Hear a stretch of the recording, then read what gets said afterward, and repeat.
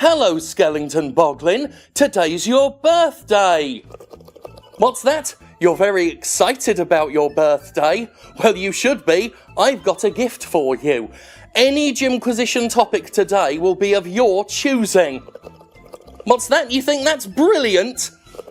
What's that? You've got an idea for one already? Well, tell me, just for you, what Jimquisition will we do today? Oh, whether or not Sekiro should have an easy mode.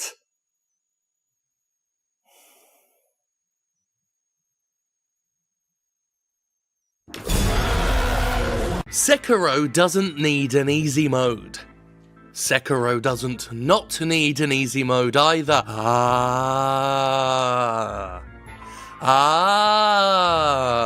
You see?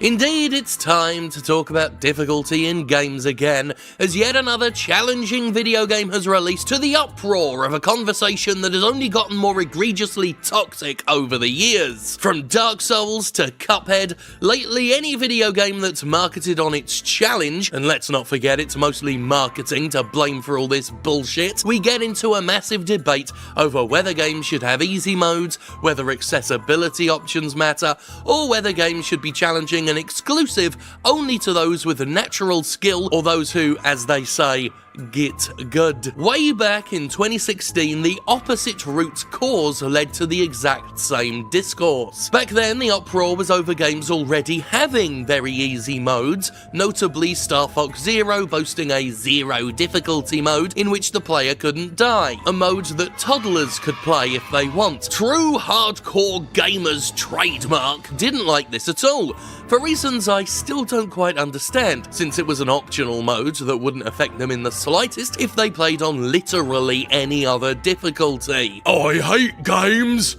famously yelled one commenter. "I hate how Nintendo has a toddler option on all their new games. Something like SFZ will only be bought by hardcore fans." Not that it mattered in the end, Star Fox Zero was shit. And even if it wasn't, it doesn't matter now, does it? It's 2019 and no one gives a shit about the difficulty modes in, well, any game that was released before 2019. Because the conversation keeps happening and it keeps not mattering in the long term because people just enjoy the games they bloody enjoy. "Are people really incapable of any sort of difficulty?" asks one superior gamer. "So what if a player struggles? It's the only way they'll get good." So what if a player struggles? Fair question. Here's a follow-up question. So what if a player doesn't struggle? Seriously, so what? Are you really gonna get mad at a baby for playing a game on its baby setting? Does that idea, again, in the modern world, does that matter today to you? Does that set your teeth on edge, knowing that some people played Star Fox Zero and didn't die? If it does, why? I'll ask again what I asked in 2016, as I'm still, after all this time, no closer to understanding exactly why people froth at the mouth over this shit outside of selfish, elitist, gatekeeping reasons. What is so harmful about a completely optional mode that you never have to experience? Is your problem that others might have an easier time and not get good at the game on its default mode? So what? Why are you worried about what others think so long as they're having fun with the same game? Isn't that what games are primarily about? Being entertained, getting your money's worth. If some find that entertainment and value in a mode where they can't die, what does it really fucking matter? Especially in this industry where it's getting harder and harder to find fun games that are just fun games that aren't trying to fuck you over, psychologically manipulating people into spending more money, making games grindier, making games less fun, all to squeeze extra cash out of people who have already bought the damn game. The game industry itself is working way too hard to make games less fun. The last thing we all need to do as a collective is make games less fun for each other, just poisoning the well of the discussion with this shit. The anger over easier modes that already exist seems to run counter to a very popular argument against an easy mode in Dark Souls or Cuphead or Sekiro. It would betray the developer's artistic vision. From Software had a very careful game balance in mind when it designed Sekiro, and therefore we cannot argue with them. ever on the modes they do or don't choose to have in their games. That's how criticism apparently works. But sure, whatever, it's about artistic integrity, it's about respecting what the developers want. But if you decide that's going to be your argument, you can no longer get mad when developers do add easy modes because, you know, respecting the developer's vision and all that. Respecting creative vision seems to also go against the popularity of mods, so you can't have mods anymore either. Modding a game to improve its UI, add new features and content, sometimes change the entire visual style of a game, is not only common but has been aggressively fought for over the years. Developers who disallow modding are often maligned, and Bethesda was justly raked over the coals when it attempted to capitalize on modding and turn it into a glorified microtransaction system. Mods exist that raise or lower the difficulty of many games, and they've existed before without much issue. In fact, in one of the many threads about Dark Souls difficulty out there, mods were used as an argument against an official easier mode. For people wanting an easy mode, it's very easy to download modded save files for Demon Souls and Dark Souls that make the game really easy.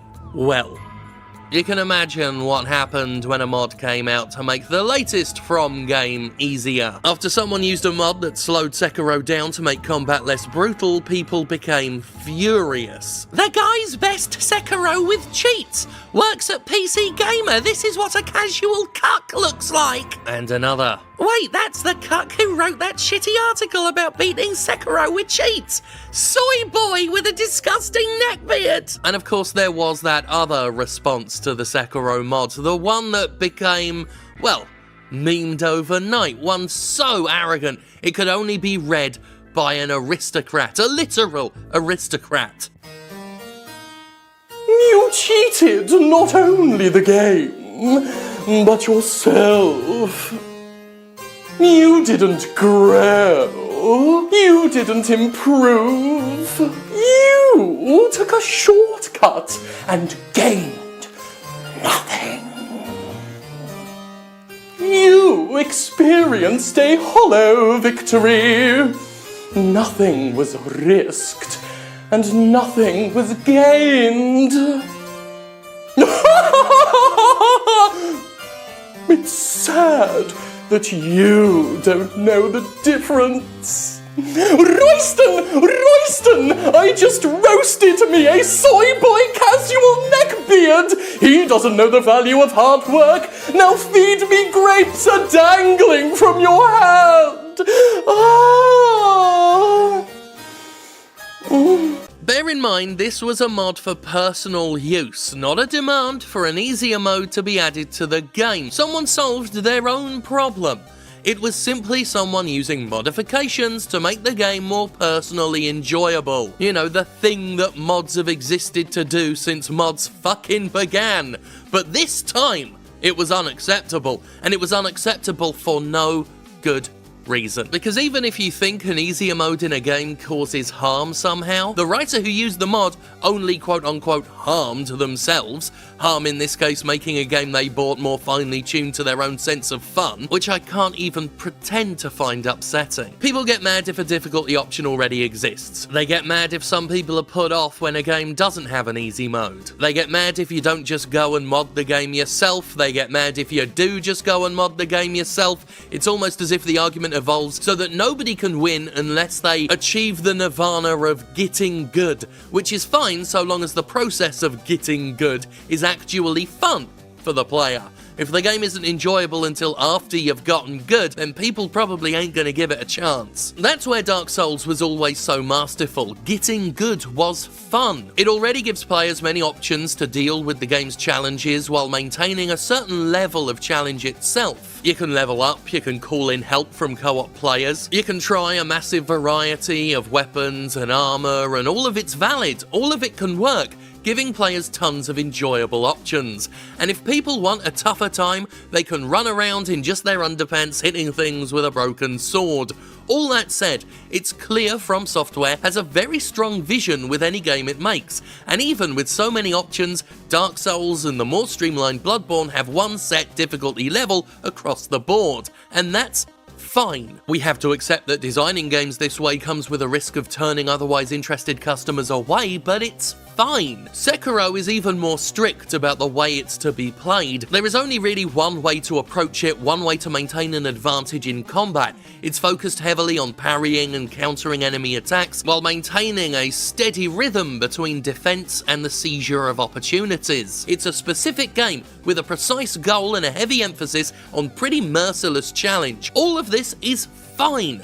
Sekiro is a critical and commercial success, sold fucking, 2 million already? Brilliant. It's an incredibly well-made game that succeeds at its core philosophy. It doesn't need an easy mode at all, and if From Software believes adding one will pollute its philosophy, then great. Good for them. Seriously, From shouldn't feel forced to add an easy mode if they believe it would violate their vision. I totally respect that. But I also respect that you, the player, paid $60 for a video game and can do whatever the hell you want with it. It's not in From's artistic vision that Dark Souls should say thanks Obama when you die, but people modded that shit into the game in droves anyway. It's not in From's artistic vision that you glitch the game out and walk through the air to skip and break gameplay sequences, but speedrunners do it to rightly earned applause. It's not in From's artistic vision that their games be played at a slower speed, but oh well, people have done it, can't put the toothpaste in the tube now. It's their game, it's their mods, it's their experience. It's got nothing to do with how you personally approach and enjoy games. And again, I need to bring this back to something that's actually important. You know, the game industry itself is working so hard to stop us having fun in games to make more fucking money. We need to not be policing how other people have fun. If certain fucking publishers get their way, none of us will be having fun anymore. Have you seen the Elder Scrolls Blades? Have you fucking seen it? This game that Todd Howard said was a pure Elder Scrolls experience, where it takes anywhere between 5 seconds and 6 hours to open a fucking loot box. That's what they want to turn games into, so have fun with Sekiro, have fun with Dark Souls, have fun with any game you can get your fucking hands on. Enjoy it. Cherish it, and stop attacking others over having fun. Just have the fucking fun while you still can. Ooh, ooh. I don't know why I turned into a ghost at the end. Okay, it's time to say that thing I said in 2016, the same thing I said in 2013 before then, because apparently this conversation blows up roughly every 3 years. Oh, so let's say that thing that gets people mad again. If From Software decided to add an easy mode to Dark Souls, I wouldn't give a speck of dry jizz, and I don't know how anyone else could either. Every time I say this, I'm automatically misquoted as saying I want an easy mode in Dark Souls. I've been misquoted on this since around 2013, most of the bloody decade. And the thing is, I don't even want an easy mode, because I don't care enough about whether one's in there or not. I don't give a shit. I'm not asking for or demanding an easy mode in Dark Souls. I wouldn't use an easy mode in Dark Souls, and that is exactly why I don't care whether one's in there or not, because I wouldn't use it anyway. It wouldn't affect me at all. And people say, well, how would it work? Answer that one, genius. And I won't answer that one, because I don't care whether one's in there or not. It's not my problem to solve. It's not From Software's problem to solve. They don't want to put one in. But if they did, I'm sure they'd figure out an elegant solution, because they're From Software and they're better game designers than me or you. The only reason my indifference toward an easy mode has been categorized as me demanding one is this ridiculous, farcical, us versus them mentality where you're either for it or against it. And you know, not everything has to be an ideological war. You've got your Sekiro. You love your Sekiro. Enjoy it. Don't make yourself miserable by worrying about how other people are enjoying the game. I've been staring at this particular comment and I just don't get it. The argument is that an easy mode would detract from the experience because after a boss has beaten you to a pulp 30 times, we'd all be, and that's what it says, we'd all be tempted by the easier fight. No, we wouldn't. That's literally never happened to me, and I'm not even very good at video games, so I don't know what a real hardcore gamer would struggle with there. And I know for a fact that I'm not tempted in that way, because Capcom does that thing where it offers to lower the difficulty for you if you die one too many times in a particular place. And every time that's happened to me, because I'm not very good at video games, I take the attitude of, fuck you, Capcom. Fuck you. Don't you take pity on me. Don't you pity me. I don't need your pity, you scum. Did the mere existence of a lower difficulty setting detract from Devil May Cry 5 for you? If it did, Get good at handling different difficulty levels in a game. Get on my level, scrub! Also, if someone does lower the difficulty of a game, it probably is because they really struggle at the normal mode. So if they bump it down to easy mode, they'll probably struggle at it still. If they're less skilled than you, right, playing it on the easy mode would give them an equivalent experience if that mode's been finely tuned and developed correctly. Easy modes aren't new, of course. The standard, hard, normal, and easy settings have been a part of video games for decades with nary a complaint. And these days, ways of adjusting difficulty and challenge have become an art form in and of themselves. Among the most impressive is Celeste, a game most of us agree is very good indeed. On its default settings, Celeste offers plenty of resistance to players attempting to conquer it and collect everything, but you can tweak almost any aspect of said resistance if you're struggling. You can extend your ability to air dash, you can slow the game down, remove stamina penalties, or even just become invincible like SFZ's zero difficulty mode. It was rightly hailed at the time for its non-condescending approach to difficulty. It was a game that admitted, quite acceptingly, hey, not everyone can play the game at its default settings, here's a way to tailor it to your liking. And that itself isn't a new thing. Early Silent Hill games offered their own rudimentary adjustable difficulty, allowing players to raise and lower the challenge of combat and puzzles as two separate things. So you can have brutal enemies but easy puzzles, or breeze past enemies while giving your brain a workout. And none of this has been controversial. It does only seem to be certain games where this discussion about difficulty and easy modes causes people to clutch their pearls and gasp in horror. Games that a certain group of people have decided are theirs, and theirs alone. Something to guard jealously like a dragon on its pile of gold. And fuck that, when I like a game I want people to know about it, like I want people to know about Sticks and Bones, which is the funniest fucking game I've played in years. For $10 it's super short, so it's a very hard to recommend game, but it's the deadly premonition of zero budget Steam games. Now, am I just looking for an excuse to awkwardly shoehorn in a plug for a game I really enjoyed? Yes, I am. Primarily because it's an obscure game, and also a game I'm being positive about, which means it would get about 100 views if I did it in its own video. But the point is, when I love a game, I want everyone else to love it too. That's the ideal world for me, where all the horrible shit I like is widely accepted. If we lived in that sort of glorious world, my dates wouldn't hurriedly leave the house and drive screeching off into the night when I say, sit right there, I'm gonna put Puppet Master on. I guess I just don't understand and never will understand the mindset that says, I'm enjoying this game, I don't want others to enjoy it. You are a hipster. Making games accessible, making games enjoyable for a variety of people, that should be seen overall as a net positive, surely. Speaking purely hypothetical, if an easy mode led to Sekiro selling another million copies, then I would be all for that. I will take any game that isn't some mismanaged, cynically produced live service trash, selling as many copies as possible via almost any means. I mean, provided they're good games in the first place, a game like Sekiro or Jimmy Johnson's Anything with an Engine. Games don't have to be designed to appeal to everybody, that's true, but it's generally good for both the audience and the game if they do have a varied appeal. They don't have to appeal to everybody, but if there's a way without compromising the game to appeal to a few extra people, a more diverse crowd, that's generally just gonna be good for the game's success. Sekiro did very well, amazingly well. Would it have done better if more people felt they could play it?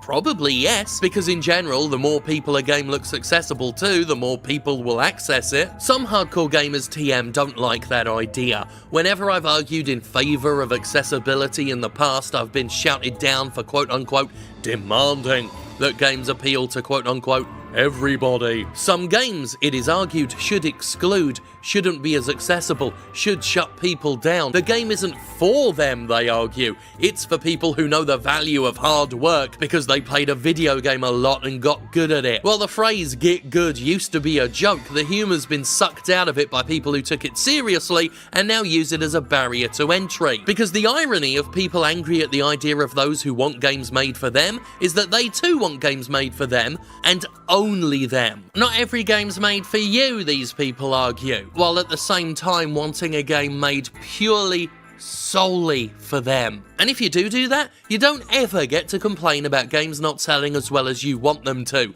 because by your own admission, you don't want outsiders playing your games, so you don't really want them to be as successful as they could potentially be. You just want to hoard the game to yourself, and if you do that, there probably won't be many of them made. The next time a publisher cancels a series because it's sold below expectations, you don't get to be pissed off. I do, because I don't want games to be exclusive to just me, but get-gooders don't get to. That sort of discussion is, how would you say, not for you. Diluting your game to cynically chase every conceivable demographic just makes a game watered down shit.